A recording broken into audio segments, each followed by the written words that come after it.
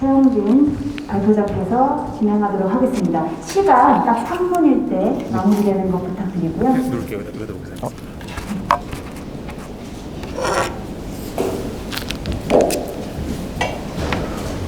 네, 안녕하십니까. 진신자팀 최영진 발표자입니다. 발표 시작하겠습니다.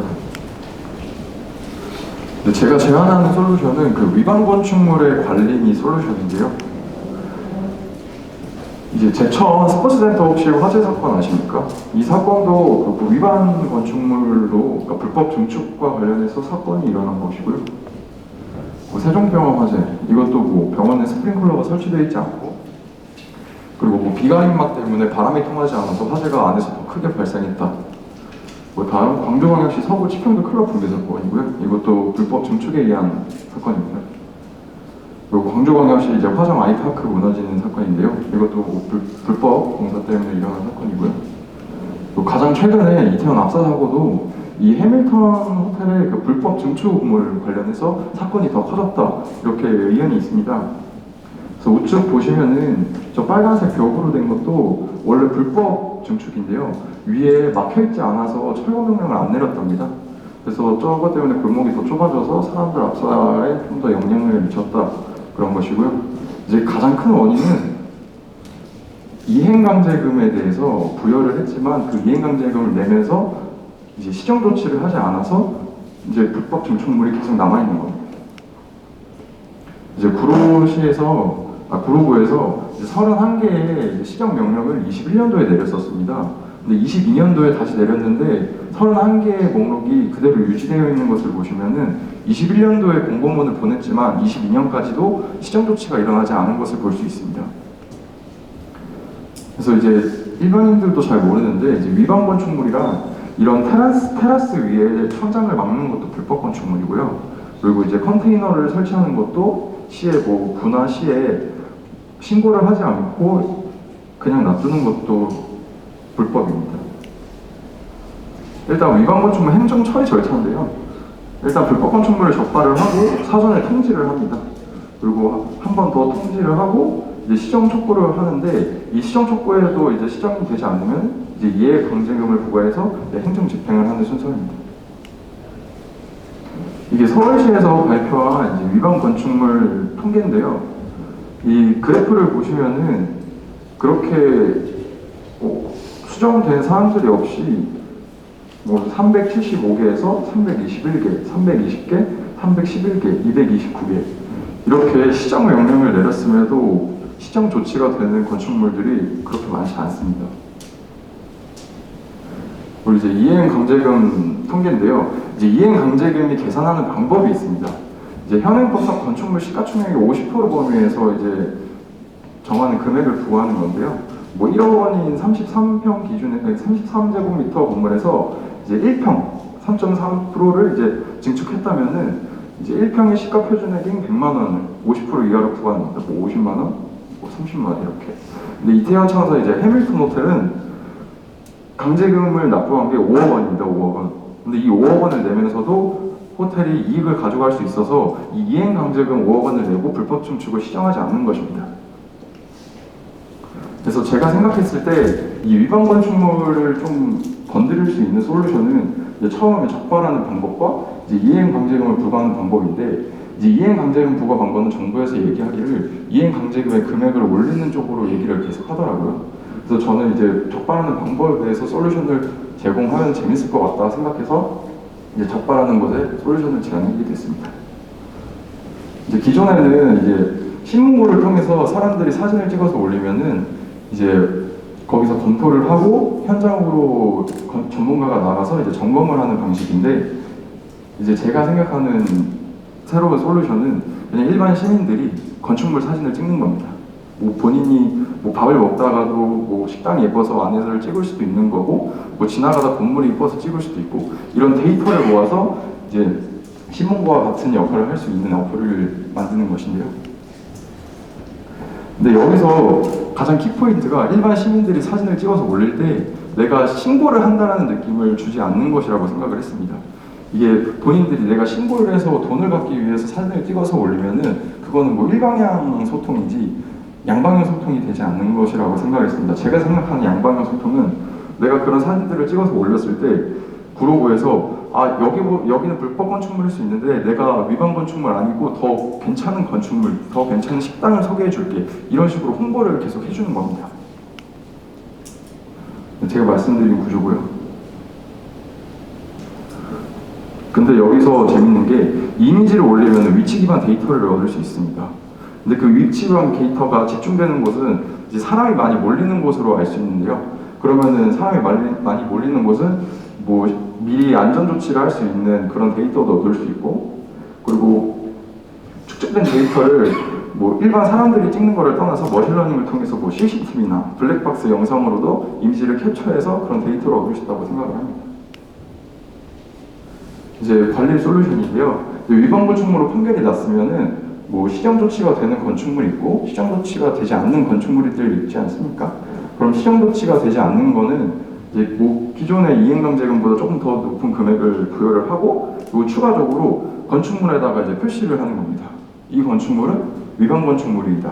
근데 뭐 이거를 모르는 사람들도 있고 아는 사람들도 있는데, 이 위반 건축물일 경우에는 들어오는 상가들에서 상가가 들어왔을 때 불이익을 받을 수 있다고 합니다.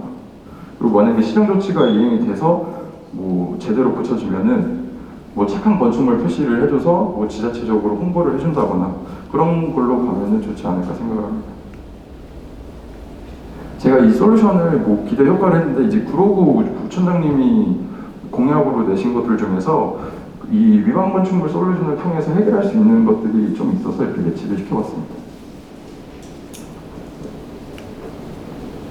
발표 마치겠는데, 이게 건축물이 원래 세 가지 요소가 있습니다. 기능, 미, 이렇게 세 가지가 있는, 구조, 기능, 미, 이렇게 세 가지가 있는데, 요즘 건축물들을 보면은 다 이익을 얻기 위한 건축물들이 많아지는 것 같아서 이제 건축을 하는 사람으로서 조금 아쉬웠는데, 이 솔루션을 통해서 그 구조, 기능, 미가 좀 잘 지켜질 수 있는 건축물들이 많이 생겼으면 좋겠습니다. 감사합니다.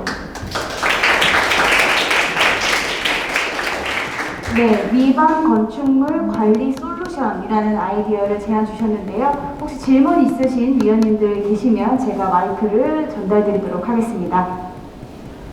예. 우선 그 위반에 대한 적발에 중점을 뒀다고 했는데, 예. 그 위반에 대한 적발을 누가 하나요? 일반 시민? 구로구를 이용하는 모든 사람들이 할 수 있습니다. 그러면 구로구민이 그것이 위반인지를 알 수 있을까요? 우선적으로 일반 사람들이 위반 건축물에 대해서 유무를 알 수 있으면 좋을 텐데, 그래서 제가 중간에 말씀드렸던 사항 중에 그 홍보 효과로 해서 착한 뭐 건축물을 소개해 준다고 했던 게, 일반 구로구 시민들이 뭐 이게 위반 건축물인지 위반 건축물인지 아닌지 상관없이 사진을 찍어서 올렸을 때 데이터베이스로 받아서, 만약에 카페에서 커피를 한잔 하다가 사진을 찍어서 올렸습니다. 그러면은 뭐 위반 건축물이 아니고 더 괜찮은 카페를 소개시켜 줌으로써 이 사람이 이제 신고 목적으로 사진을 올리는 걸 떠나서 내가 더 괜찮은 장소를 소개받고 홍보받고 싶다, 그러면 사진을 올리는 것, 이것도 추가되는 요소 중 하나라고 생각합니다.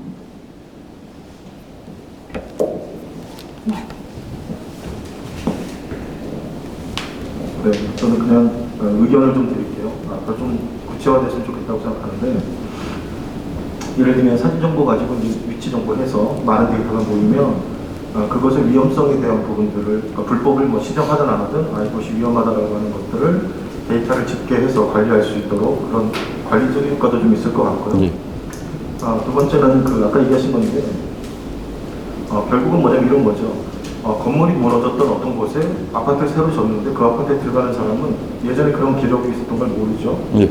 그 다음에 뭐 문제가 있었던 건물인데 사실은 그게 오픈되지 않으면 모릅니다. 그래서 지금 꽤 많은 정보를 가지고 지도에 표시할 수 있음에도 불구하고 주민들의 반대 때문에 못하는 경우가 많습니다. 있습니다. 그래서 아까 얘기한 것처럼 부정적인 건 어떻게 할 수 없겠지만 긍정적인 것들을 좀 많이 장려해서 사람들이 갔을 때 이곳은 뭔가 불법이 있거나 안전하지 않은 거기 때문에 인증을 못 받았어, 이런 인식을 좀 줘서 불법에 대한 부분들을 본인 스스로가 좀 지킬 수 있도록 하는 걸로는 좀 잘 만들면 좋겠다, 이런 의견이 좀 있습니다. 네. 네, 감사합니다. 네, 발표 맡으신 발표자께 큰 박수 부탁드립니다. 감사합니다. 네, 7번째 팀입니다. 구로라는 이름의 팀인데요. 발표자분은 앞에 나와주시고요. 네, 앞서 말씀드린 대로 3자가 있으면 발표는 끝나는 시간입니다. 시간 엄수해 주시고 발표 부탁드리겠습니다.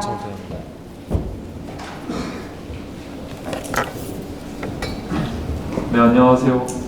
저희는 구로팀의 발표를 맡게 된 박성철, 안재위라고 합니다. 네, 저희 팀에서는 구로구의 스마트 공원을 조성할 것을 제안드립니다. 목차는 다음과 같습니다. 스마트 공원의 필요성에 대해서 말씀드리겠습니다. 지금 구로구에는 공원이 부족한 상황입니다. 서울 열린데이터 광장에 따르면 1인당 공원 면적이 구로구는 8제곱미터입니다. 서울시 25개구에서 18번째죠. 실제로 구민들의 요구도 있었습니다. 2030 서울생활권 계획에 따르면 주민 참여 워크숍의 조사 결과 주민 요구 필요시설로 대표적으로 기존 공원의 환경 개선 및 관리, 그리고 주민 교육 장소가 필요하다는 의견이 있었습니다. 전반적인 공원 확충이 필요한 때입니다. 다만 이때 구로구청장님이 취임사에서 6번째로 언급하신 것처럼 여가 활동과 이 자연 활동이 결합된 생활 밀착형 공원을 효과적으로 조성하기 위해서는 스마트 공원이 필요합니다. 스마트 공원은 단순히 녹지 산책하는 공간은 아닙니다. 4차 산업혁명 기술과 친환경 에너지 기술이 활용이 가능한 공간입니다. 그리고 효율적인 관리와 생태 체험이 가능한 공간입니다. 일방향적이고 수동적인 공간이라기보다는 능동적이고 활동적인 공간이죠. 구체적으로 어떻게 스마트 공원을 조성할지에 대해서 말씀드리겠습니다. 물론 한국에도 스마트 공원이 있습니다.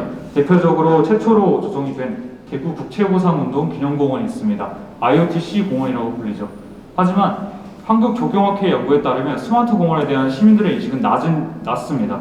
이유는 우선 기존 안전관리시설과 큰 차별점이 없습니다. 그리고 주로 제공되는 서비스나 기술들이 공원 운영과 관련이 있습니다. 그러니까 이용자들 입장에서 보았을 때는 큰 차별점이 없는 것이죠. 스마트 공원은 단순히 시설만 설치해 놓는 일방향적인 공간이 아니라 이용자 중심의 이용자 친화적인 공간이어야 합니다. 물론 구로구가 가지고 있는 기술과 공원 내에 있는 환경들을 잘 접목시켜서 말이죠.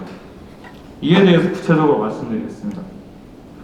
우선 첫 말씀드릴 것은 지금 단기적으로 공원 면적을 확충하거나 녹지를 조성하는 건 어렵습니다.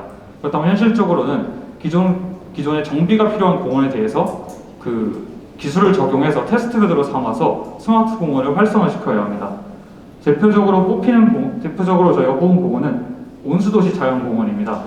우선 구로구민 절반 이상이 살고 있는 오류, 수궁, 고척, 개봉 생활권의 중간에 위치했기 때문에 접근성이 좋습니다. 그리고 매봉산 자락에 위치했기 때문에 자연적인 인프라가 어느 정도 구축이 되어 있습니다. 바로 테스트베드로서 사용할 수 있을 정도입니다. 이후에 구체적인 상황에 대해서는 안재희 팀원분께서 말씀해 주시겠습니다. 네, 저희 아이디어를 이제 구체적으로 소개해드리겠습니다. 먼저 스마트 가로등과 벤치, 쓰레기통에는 온도나 미세먼지 등 기상 데이터와 그리고 이용 빈도 등의 이용자 패턴 데이터를 수집하는 센서를 부착합니다. 기상 상황과 이용자 패턴에 따라 가로등은 점등, 벤치는 온열 기능, 쓰레기통은 수리 및 관리 주기 등을 스마트하게 체크해서 에너지를 효율적으로 사용합니다. 네, 공원의 모바일 앱은 저희가 추후에 더 자세히 설명드리고요. 밑에 보시면 대화형 AI를 적용한 정자에서 주민들과 공원이 서로 양방향으로 소통할 수 있고, 운동기구에 가상현실을 적용하고 게임처럼 경쟁 시스템을 도입해서 더 재미있게 운동할 수 있습니다. 네, 보시면 저 끝에 구로구민 1인 1목 프로그램 보이는데요. 구민 한 명당 공원의 나무를 하나씩 이제 매칭을 해서 가꾸며 주인 의식을 갖고 공원을 스스로 관리할 수 있게 하는 프로그램으로 좀 생각을 해봤습니다. 네, 기대 효과는 다음과 같습니다.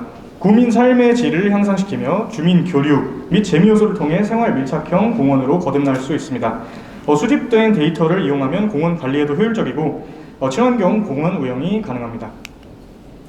네, 구체적으로 적용되는 기술로는 앞에서 언급드렸듯이 데이터를 많이 수집하기 때문에 IoT 센서를 통해서 이제 데이터 수집 및 관리가 중요하고요. 대화형 AI를 통해서 이제 양방향 소통이 강조됩니다.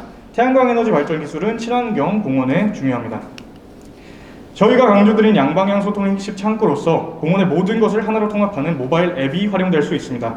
앱을 통해 공원과 이용자 하나하나를 연결하고 이용자는 앱을 통해 공원과 소통하며 나만의 공원을 즐길 수 있습니다. 단순한 공원 내 정보 전달뿐 아니라 운동기구를 활용한 기록 경쟁 등 이용자 간 경쟁 콘텐츠 등을 진행하고 기록을 저장할 수 있는 역할도 할 수 있고요. 또 1인 1목 프로그램 같은 경우에는 나무 생태 데이터를 실시간으로 내가 이제 앱을 통해서 확인할 수 있는 역할도 할 수 있습니다. 그리고 공원 조성 과정에서 구로공원의 경쟁력을 위해 쥐벨리 기업들을 활용할 수 있겠다는 판단을 했습니다. 보다시피 다양한 환경, 첨단 기술 기업들이 쥐벨리에는 많이 있었는데요. 이러한 기업들과 구가 협업한다면 지역 경제가 활성화되는 것뿐만 아니라 쥐벨리 또한 스마트시티 산업의 선두주자로 성장해서 K-실리콘밸리가 될 수 있을 것이라고 생각했습니다. 네, 코로나19 이후 비대면 사회로의 이행은 옛날 아이들이 뛰놀던 공원의 모습을 좀 앗아갔습니다. 기술의 발달은 개인을 파편화시키고 서로 간의 단절을 가속화했다는 그런 지적을 받는데요. 우리는 이제 그 기술을 통해서 옛날 서로가 소통하던 플랫폼으로서의 공원을 되찾아올 수 있습니다. 구로는 원래 옛날에는 굴뚝에서 이제 연기를 내뿜던 구로공단으로 가장 유명했습니다. 이제는 한국의 K-실리콘밸리, G밸리와 함께 노동과 여가가 공존하는 스마트 녹색 도시로 발돋움할 때입니다. 스마트 공원이 그런 녹색 도시 구로의 랜드마크로 자리 잡기를 바라며 저희는 발표 마치도록 하겠습니다. 감사합니다. 네, 구로구의 샌드 스마트 공원 조성이라는 아이디어를 제안 주셨습니다. 혹시 질문 있으신 위원님들 계시면 마이크 드리겠습니다.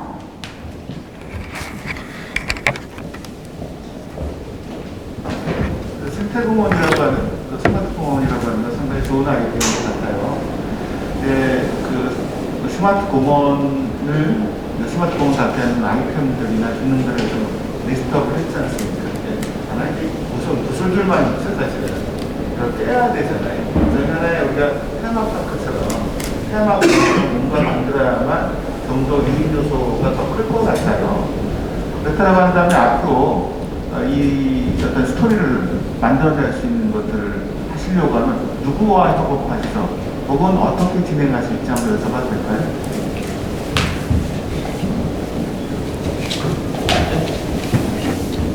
저희가 발표를 통해서 일단 먼저 말씀드린 가장 큰 두 개의 테마는 하나는 생태, 그리고 두 개는 이제 주민 교류의 장이었습니다. 그렇기 때문에 이제 생태 공원인 온수 공원을 갖다가 이제 테스트 베드로 활용하겠다는 말씀을 드린 거고요. 그리고 이제 거기에 서식하는 동식물들을 좀 더 이제 스마트 기술을 활용해서 이제 뭐 저희가 이제 말씀으로 언급드리진 않았지만 저희 뒤에 슬라이드에 보시면 그런 교육 프로그램 같은 것도 이제 우리 이제 뭐 구민 이제 어린이 친구들과 함께 할 수 있고 뭐 이런 식으로 테마를 잡아볼 수 있겠다 이런 생각을 했고요. 그리고 저희가 조금 말씀드렸던 AR 운동기구나 이런 그 것들을 이제 기술을 활용한 그런 게임 형식의 경쟁 컨텐츠는 구민들이 이제 앱을 통해서 이제 서로 경쟁하면서 막 함께 이제 모여서 이제 어울릴 수 있는 장으로서의 플랫폼으로서의 공원을 이제 만들 수 있겠다는 그런 생각을 해서 저는 일단 그 테마를 두 개를 일단은 저희가 생각을 해봤습니다. 네. 알겠습니다. 그걸 구슬로 봤거든요. 네네네. 지금 말씀 구슬 전체는 아니잖아요. 구슬을 깨야려면 굉장히 어려운 스토리는 거나 뭐 해야만 좀 더 유인 요소가 있을 건데. 네, 그 실 말씀하시는 거예요. 네. 그걸 어떻게 하실 거냐고 어떻게 된다면. 네, 일단 저희가 뭔가 그 꿰는 실에 대한 그 업체를 조사하지는 않았고요. 말씀대로 저희가 구슬 위주로 많이 조사를 해서 이제 나중에 만약에 아이디어가 구체화된다면 그걸 뺄 수 있는 실은 이제 추후에 좀 더 이제 찾아나갈 수 있는 방향으로 좀 조절될 수 있을 것 같습니다.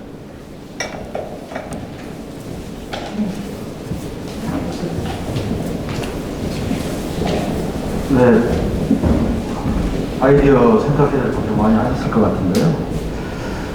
좀 전에 발표 자료를 보니까 뭐 IoT를 이용해서 데이터 수집을 하고 이런 이제 하는 거 봤는데 일반적인 미세먼지나 기상 정보는 여러 곳에서 많이 제공을 하고 있잖아요. 근데 우리 발표자께서 생각하는 그 공원 내에서 어떤 데이터를 수집하고 또 어떻게 활용할 것인지 생각해 본 적이 있으신지 그거에 대해서 한번 얘기를 해주시죠. 질문을 해서 사실 이제 기상 데이터 같은 경우에는 기상청에서 이제 기상 데이터를 수집하는 폴들이 굉장히 많아서 저희도 기상 데이터를 수집한다고는 해봤지만 이제 그거는 이제 공원 내에 좀 미시적인 그 상황을 조금 보여줄 수 있기 때문에 어느 정도 유의미하겠다 생각해서 저희가 넣어놨고요. 그리고 저희가 특히 이제 강조드리고 싶었던 부분은 이용자 데이터입니다. 이용자 패턴을 이제 IoT 센서로 파악해서 뭐 예를 들면 뭐 이럴 수가 있겠죠. 뭐 벤치의 어떤 센서가 이용자와 빈도가 이제 비정상적으로 낮아진다. 뭐 이러면 이제 뭐 거기에 문제가 생겼나 해서 이제 수리 패턴을 파악할 수 있고 뭐 이런 식의 이용자 데이터를 조금 생각을 해봤고요. 그리고 뭐 가로등 같은 경우에도 이제 뭐 이용자가 과연 공원의 어느 쪽을 좀 더 많이 이제 뭐 빈도상으로 어느 쪽을 좀 더 많이 가느냐 뭐 이런 식의 데이터를 활용한다면 좀 더 정등이나 아니면 이런 측면, 안전 측면에 있어서도 충분히 유의미한 데이터가 될 수 있겠다 이렇게 판단을 했습니다.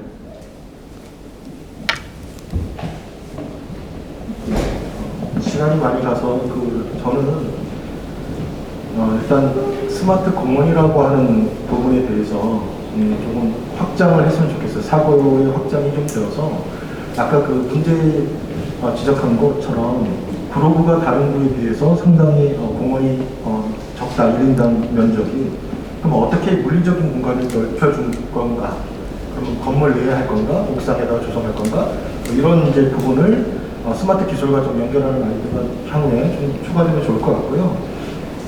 그 다음에 그 가고 싶은 공원, 그래서 예를 들면 뭐 환경 들어가면 맑은 공기를 마실 수 있는 어떤 공간을 만들어서 그런 것들도 좀 추가되면 좋고, 어쨌든 뭔가 좀 갔을 때 공원에서 얻을 수 있는 다양한 걸 얻는데 지금 말씀하신 것처럼 그냥 센서나 기존에 있는 걸 그냥 알려주거나 보는 걸로는 사실은 뭐 근본적인 해결이 되지 않을 것 같아서 그런 부분을 좀 보강해서 조금 더 고도화하면 상당히 좀 구로구청에 의미 있는 어떤 그런 프로젝트도 될 수 있겠다는 생각이 듭니다. 네, 감사합니다. 발표자분들께 큰 박수 부탁드리겠습니다. 고생하셨습니다. 네, 8번째 발표자입니다. 펴다 팀이고요. 발표자분께서는 앞에 나와주시길 부탁드립니다.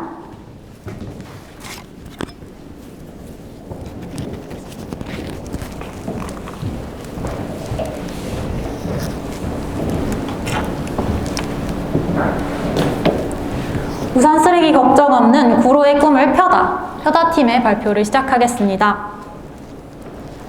화면에 보이시는 8천만 톤이라는 숫자가 의미하시는 바를 아시나요? 바로 이 숫자는 갑작스러운 비에 무심코 사게 되는 우산에서 발생하는 탄소의 무게입니다. 저희는 이러한 환경 문제를 해결하기 위해 스마트 보관함을 이용한 IoT 우산 대여 서비스 우산집을 제안하게 되었습니다.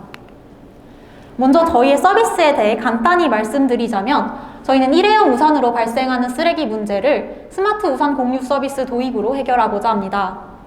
이에 따라 우산함 설치 비용 그리고 데이터에 따른 비용이 예상되지만 이를 뛰어넘는 환경적 그리고 시민 복지적 차원의 효과가 예상됩니다. 이에 대해 지금부터 자세히 말씀드리겠습니다. 1년 365일 중 3분의 1이 강우일입니다. 에이펙에 따르면 지구온난화의 영향으로 단시간에 많은 양의 비가 내리는 스콜 현상이 점차 한국에도 도래하고 있다고 합니다. 한편 단시간에 많은 양의 비가 올 때 대부분의 사람들은 단순히 비를 피하기 위한 용도로 불필요한 일회용 우산을 구매하고 있었습니다. 이들은 우산을 구매했다고 해서 우산을 오래 쓰지 않습니다. 쉽게 고장나고 잃어버리게 되는 일회용 우산의 성질로 매년 한국에서만 약 4천만 개의 우산이 폐기되고 있었습니다. 한편 구로구의 상황은 어떠할까요? 구로구는 우산 쓰레기로 연간 약 1억 6천만 원의 처리 비용 손실을 경험하고 있었으며 서울시 자치구 등 자원 순환율도 3년 연속 최하위를 기록해 우산 쓰레기 문제 해결이 시급한 상황입니다. 이러한 상황을 해결하기 위해 국내에서는 지자체 단위에서 다양한 우산 대여 서비스가 시행된 바 있습니다. 하지만 모두 10% 미만의 회수율을 보이며 부진한 성과를 거뒀습니다. 실제로 가운데에 보시는 구로구청에서도 2013년에 배려우산이라는 이름으로 우산 대여 서비스를 실행한 바 있으나 현재는 회수율 문제로 폐지되었습니다. 따라서 구로구의 우산 쓰레기 문제를 해결할 수 있는 새로운 방안이 필요한 것입니다. 이에 따라 저희는 앱과 IoT 스마트 보관함을 연동한 우산 대여 처리 서비스 우산집을 제안하고자 합니다. 저희 어플의 기본적인 이용 프로세스를 말씀드리겠습니다. 대여 시에는 어플을 켜고 우산함의 QR코드를 스캔하면 우산을 대여할 수 있습니다. 또한 우산 내에 잠금 장치를 설정해 두어 어플 내에서 우산 번호를 확인해야지만 우산을 대여할 수 있도록 했습니다. 또한 반납 시에도 어플 내 QR코드를 스캔한 후 반납할 수 있도록 유도했습니다. 다음으로 저희의 우산함 구동 프로세스인데요. 저희는 수요 예측 회귀 모델을 통해 보관함을 구로구 내 적재적소에 배치할 수 있도록 했습니다. 또한 우산 자체에도 위치 추적이 가능하도록 만들어서 우산 분실 염려를 최소화하고자 했습니다.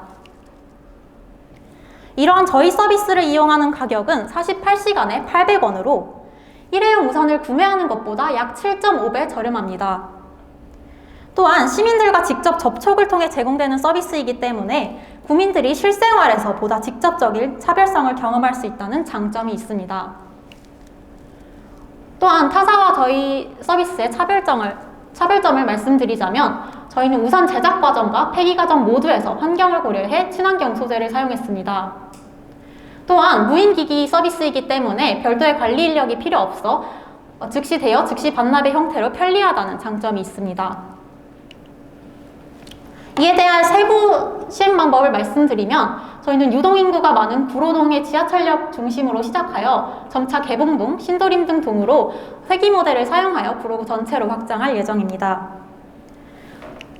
기대효과 부분부터는 발표자를 바꾸어 진행하도록 하겠습니다.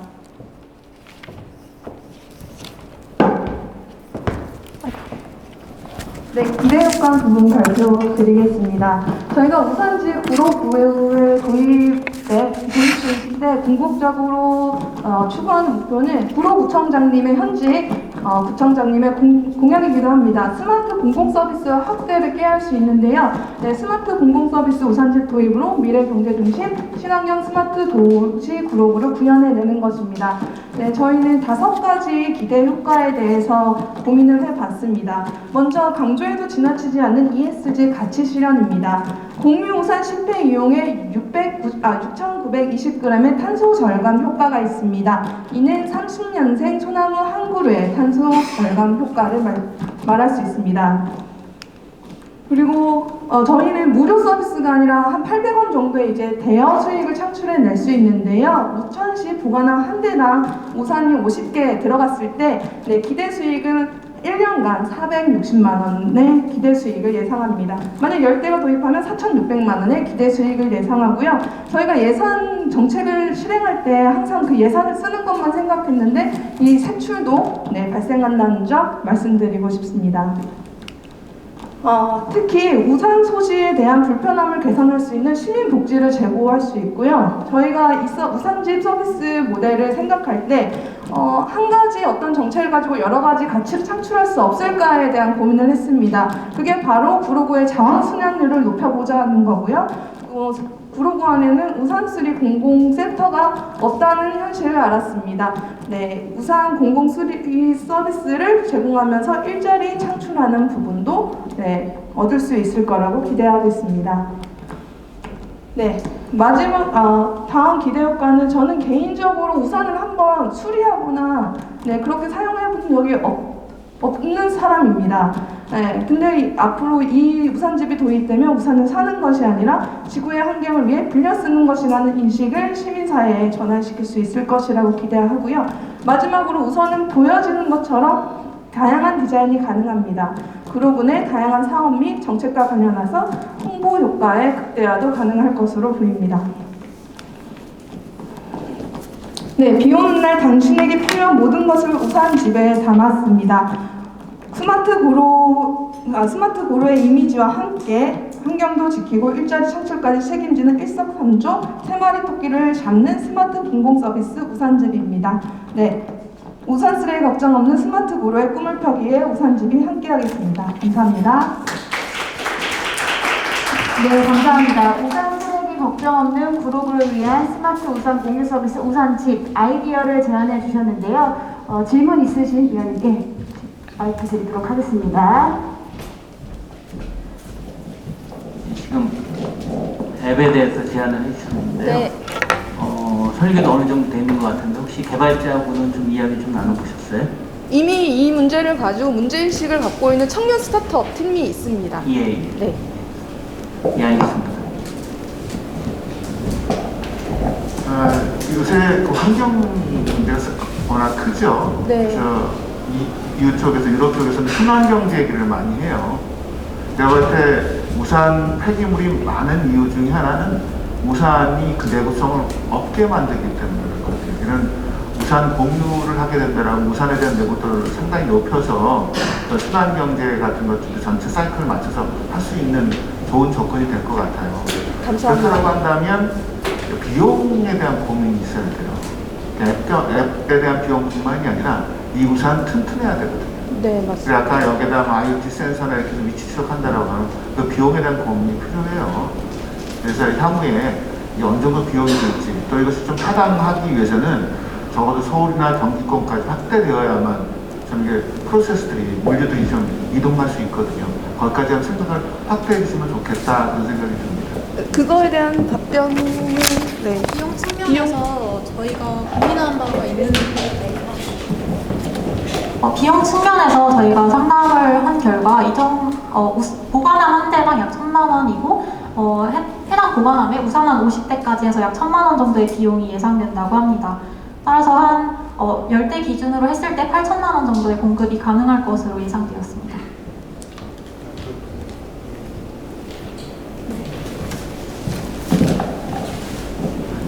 이제 사업을 준비하고 있다고 하니까 오늘 말고 또 언제 볼 수 없을 것 같아서 그냥 제 생각을 좀 얘기하면, 일단 초기 투자비가 상당히 많이 들어가는 거고, 그 다음에 이게 또 우산이기 때문에 비가 오지 않는 나머지 날을 사용 못해서 1년 4계절을 다 쓸 수 없다고 하는 단점이 있는 것 같아요. 그래서 그 시설비 또 보기에 그럴 수도 있을 것 같고, 그런 부분 ROI나 이런 걸 고민해야 될 것 같고요.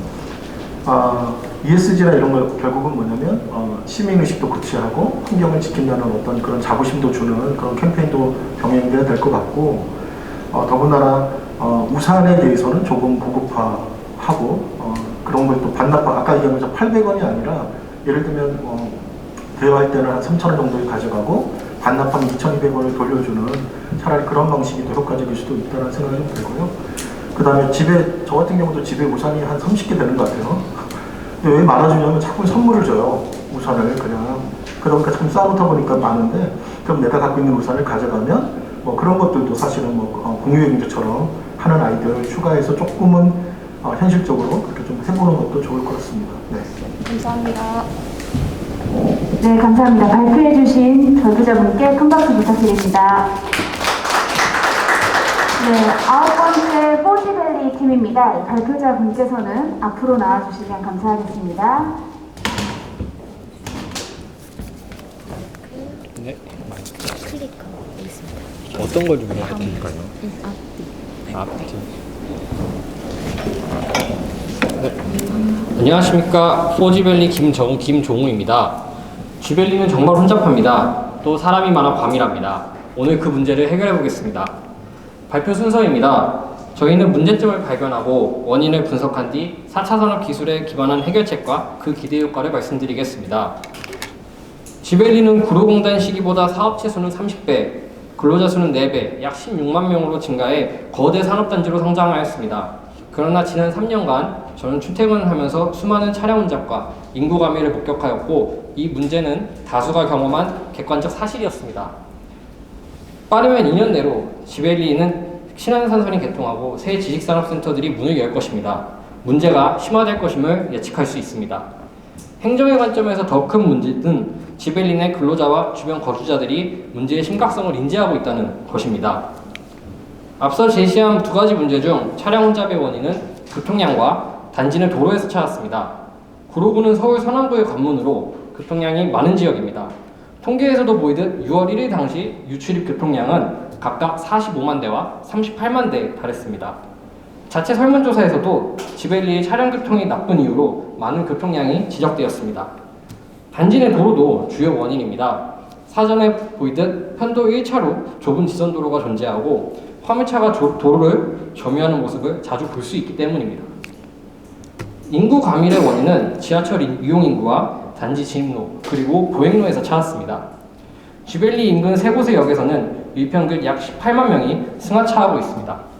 그러나 사진과 같이 진입로는 좁고 위험하며 열악합니다. 특히 계단의 경우에는 비가 오거나 눈이 오면 더 위험해질 수 있습니다. 서울시 실시간 데이터를 통해서도 쥐벨리의 인구 과밀은 객관적 사실임을 확인할 수 있었습니다. 앞에서 말씀드린 도시 문제는 해결이 시급합니다. 차량 혼잡은 배출가스와 소음으로 환경을 오염시키기 때문입니다. 긴 통근 시간은 사회적 낭비이며 단지 내 보행자 사고는 치명적이기 때문입니다. 마지막으로 차량 혼잡과 인구 과밀 문제는 해소는 거주자와 근로자의 오랜 염원이기 때문입니다. 포지밸리는 ESG에 기반한 솔루션을 제안하였습니다. 바로 원격 근무 솔루션과 자율주행 셔틀버스입니다. 지금부터 정책 아이디어를 설명드리겠습니다. 먼저 원격 근무 솔루션인 그래비티입니다. 쥐벨리 입주업체를 대상으로 해서 기본적인 업무 기능과 클라우드 기반의 SaaS 서비스를 제공하겠습니다. 아래 연구와 같이 쥐벨리에는 원격 근무 전환이 용이한 업종이 많고 수요도 충분한 점을 근거로 들었습니다. 목표는 차량으로 통근한 인구를 감소시켜 청두시간 교통 흐름을 개선하는 데 있습니다. 나아가 단지 내 원격 근무 제도를 정착시키고 기업 간 네트워킹을 수시로 가능하게 하겠습니다. 그래비티는 스마트한 근무 환경, 활발한 기업들을 바탕으로 기업과 인재를 중력처럼 쥐벨리로 끌어들이는 디지털 플랫폼이 될 것입니다. 다음과 같이 서비스 개요를 시각화하였습니다. 우선 원격 근무에 필요한 기본 업무 툴을 개발하겠습니다. 여기에는 근태관리, 원격회의 같은 기능이 포함되며 클라우드 네트워크를 통해서 실시간으로 사용 가능합니다. SaaS는 클라우드 기반 서비스 소프트웨어입니다. 기업 간 협업 툴을 제공해서 실시간 정보 교류나 아니면 특허 교환과 같은 새로운 비즈니스의 기회를 창출하겠습니다. 다음은 자율주행 셔틀버스인 G셔틀입니다. 지하철역과 지식산업단지를 이어서 청두시간 통근 인구의 안전한 도행을 돕는 교통수단입니다. 핵심 기술은 레벨 4 자율주행 차량, 차세대 지능형 교통체계 CITS, 차량 사물관 VTX 기술이 있습니다. 먼저 유인 셔틀을 시범 운영해서 보행 문제 개선 효과를 검증하겠습니다. 또한 도로 위 위험 요소를 관리하고 CITX 인프라를 확충하겠습니다. 동시에 자율주행 시범지구의 추진거금가 될 수 있는 입법 조례도 준비하겠습니다. 25년부터는 G셔틀을 실제 운영하고 축적된 데이터를 활용할 수 있는 방안을 찾아서 서비스의 지속성과 수익성도 보완하겠습니다. G셔틀이 도입된 실제 쥐벨리의 구상도입니다. 자율주행 셔틀버스는 라이다, 레이더, 카메라 같은 자체 센서를 보유하고 있고 이런 센서를 활용한 머신 비전으로 주변 유동인구, 차량, 시설물을 인식하고 자체 알고리즘을 통해 상황에 대응합니다. 주요 교차로와 진입로에는 CITX와 VTX 설비를 설치해서 교통정보를 수집하겠습니다. 이렇게 수집한 교통정보는 도로 위의 위험수를 예측할 수 있고 우회할 수 있도록 해줍니다. 따라서 역주행과 무단횡단과 같은 실제 돌발 상황에도 안전하게 대처할 수 있을 겁니다. 배차 수요의 경우에는 실시간 이동량이나 아니면은 대중교통 이용량과 같은 빅데이터를 통해 분석하겠습니다. 그리고 출퇴근 시간에는 자율주행 전용 차선을 운영하겠습니다. 고정된 차선을 운영함으로써 서비스의 정식성과 안정성을 보완하고 돌발 변수를 줄일 수 있다는 장점이 있기 때문입니다. 다음은 원격 근무 솔루션의 기대 효과입니다. 작년 7월 거리두기 4단계 발령 시 시흥대로 교통량이 6% 감소하여 디지털로의 통행 속도는 그래프와 같이 상승하였습니다. 원격 근무 솔루션을 재택인원을 2.5배 늘리면 교통량은 15% 줄고 비례하여 통행 속도도 더욱 개선될 것으로 보입니다. 동일 시기 자동차 배출 물질도 감소하였습니다. 앞의 교통량 감소 효과를 대입하면 위수치만큼 더 감소할 것으로 기대됩니다.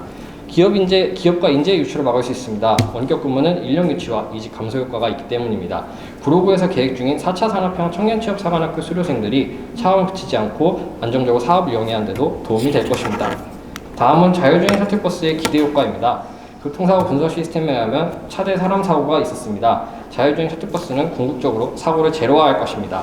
또 구로구를 첨단 도시로 변화시킬 것입니다.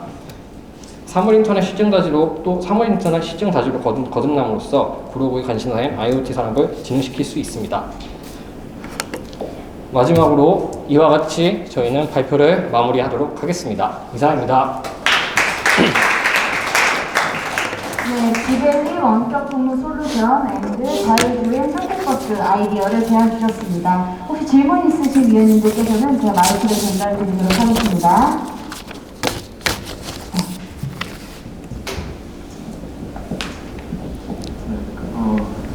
저는 계속 그냥 아이디어만 추가해드리는 걸로 심사를 대신할게요.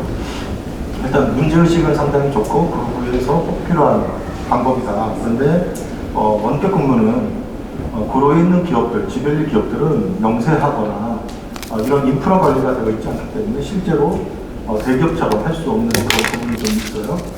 그리고 그거를 해결하기 위해서는 제가 보기에는 아이디어를 든다 그러면 거점 근무지 같은 거를 구로구가 좀 준비해서 중소기업 50개, 100개가 하나의 대기업처럼 움직일 수 있는 시스템을 만들고 그 안에 인프라를 제공해주면 조금 대기업은 원래 근로자가 많기 때문에 거점 근무를 하는데 그런 것도 좀 해결할 수 있다는 좀 생각이 들어서 차라리 문제 해결을 그런 방향으로 좀 하면 좋겠다는 생각이 들고요. 도로 문제는 아까 세종시 같은 경우는 전용 차로를 가지고 움직이는데 구로는 저도 구로에 올 때는 차를 안 갖고 오는데요.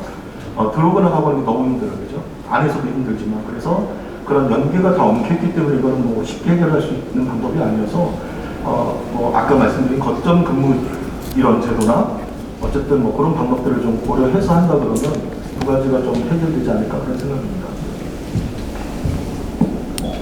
네, 감사합니다. 네, 발표해주신 두 분께 큰 박수 부탁드립니다. 예, 마지막 발표입니다. 많이 기다리셨을 텐데요. 살고 싶구로 팀입니다. 예, 발표자분은 앞에 나와주시면 감사하겠습니다.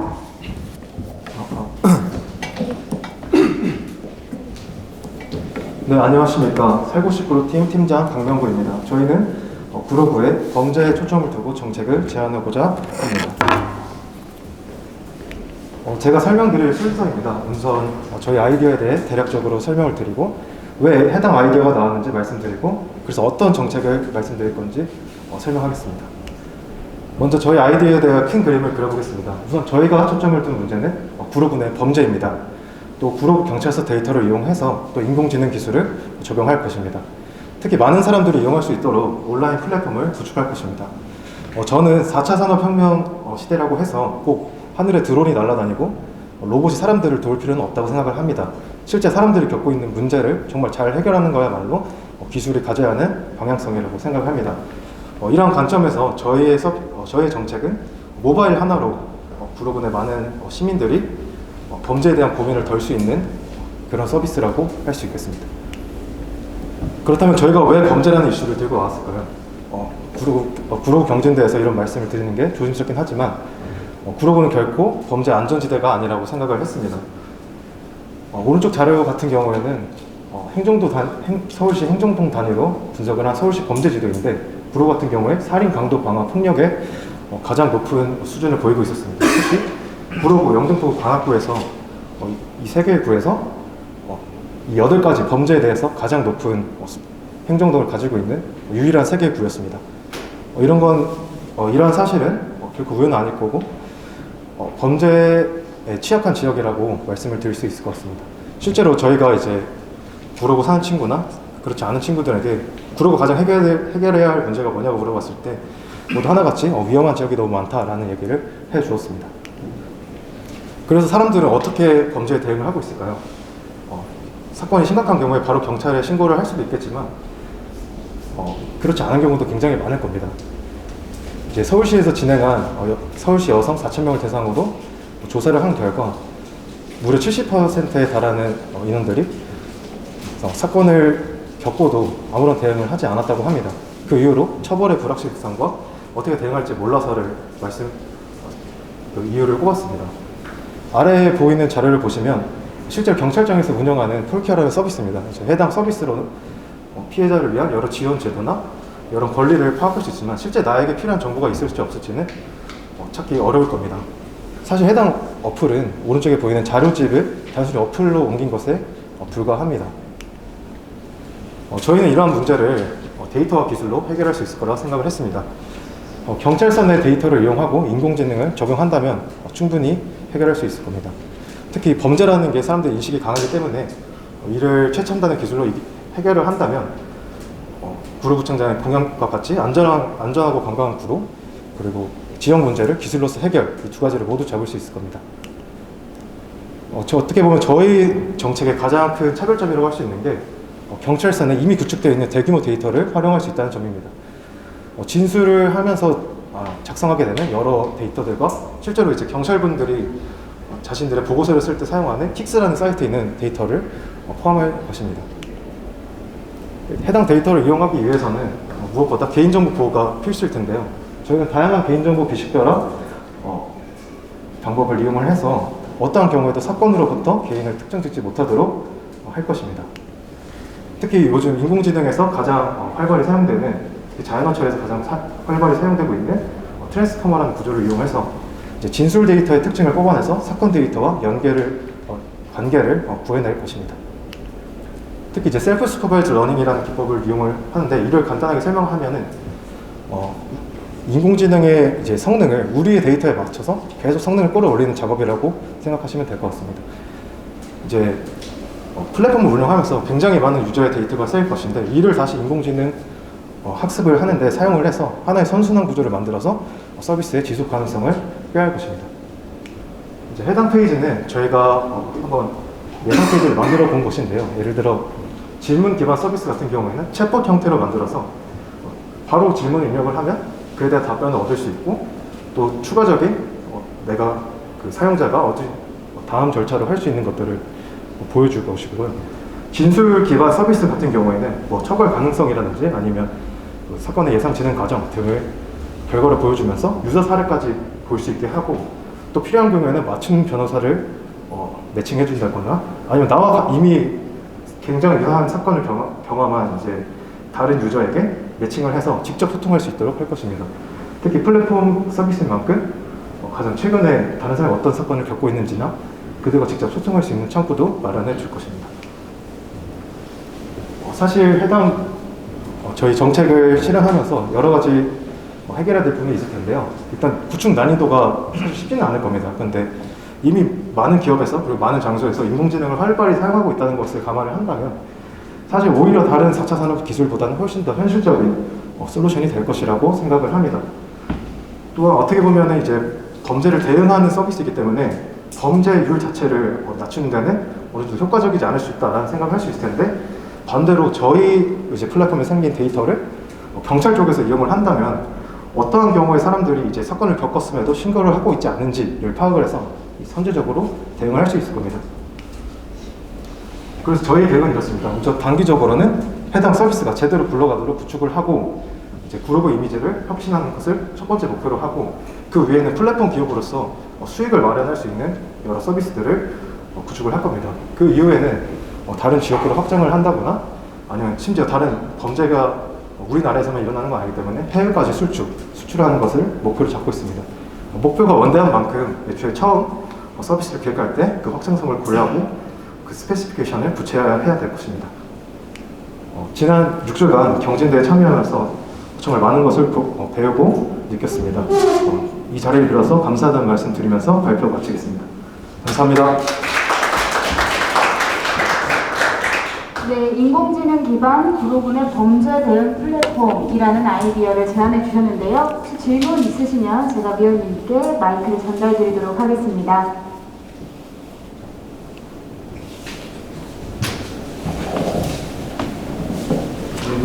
그 기술적으로는 많은 고민을 하시고 또 그 현업에 계신 분으로 판단이 되는데 이게 그 비식별 데이터라 하더라도 연계했을 때 개인의 정보가 노출될 수도 있고요.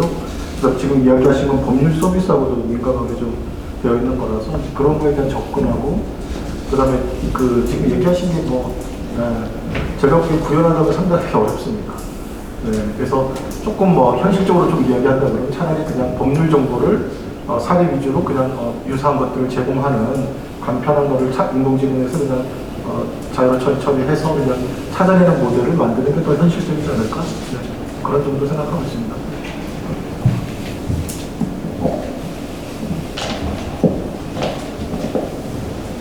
이번에 이제 오픈챗이라고 하는 게 나왔어요. 오픈챗, 옆에 계시는 한준호 박사님 소개를 좀 해주셨던 건데, 오픈챗을 한번 검토를 하셔서 연계를 한번 해보는 게 좋을 것 같아요. 또 이건 글로벌 서비스가 아니에요. 대한민국 서비스. 그런 측면을 좀 자극을 확장하실 필요가 있다라는 생각이 들어요. 그리고 이거는 어떻게 보면 일종의 변호사, 인공지능에 의한 변호사 서비스를 대행해 주는 거거든요.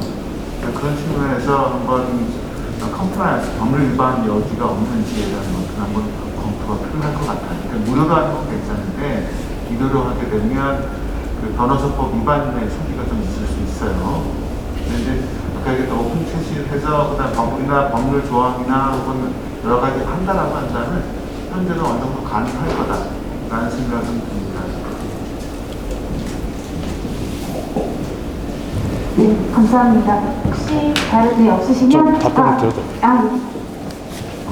네, 저희도 비슷한 생각을 해서 확장성까지 말씀을 드렸던 건데, 먼저 기본적으로 생각을 했던 게 작은 범위에서 먼저 확실히 문제를 해결해야 그 이후에 확장하는 것도 더 수월할 거다, 이런 판단을 했었고, 또 이제 추가적으로 저희가 변호사 매칭을 통해서 꼭 수익을 낸다는 기보다는 사실 플랫폼이다 보니까 여러 광고를 할 수 있잖아요. 그런 개념으로서 약간 수익을 발생할 수 있다, 이런 거를 말씀을 드렸었습니다. 네, 감사합니다. 네, 감사합니다. 네, 마지막 팀 발표가 끝났습니다. 큰 박수 부탁드립니다. 네, 정말 너무나도 고생 많으셨고 수고 많으셨습니다. 이제는 최종 심사 점수표 및 검토 의견에 따라 시상 순위를 결정하는 시간입니다. 4시 반과 30분까지는 잠시 우리 참가자분들께서는 자유롭게 시간을 가져주시면 감사하겠고요. 우리 위원님들께서는 잠시 대기실로 이동해 주셔서 위원장님 중심으로 집계를 부탁드립니다. 서약서는 자리에 놔주시면 감사하겠고요. 너무 오늘 고생 많으셨습니다. 30분에 뵙겠습니다. 수고하셨습니다.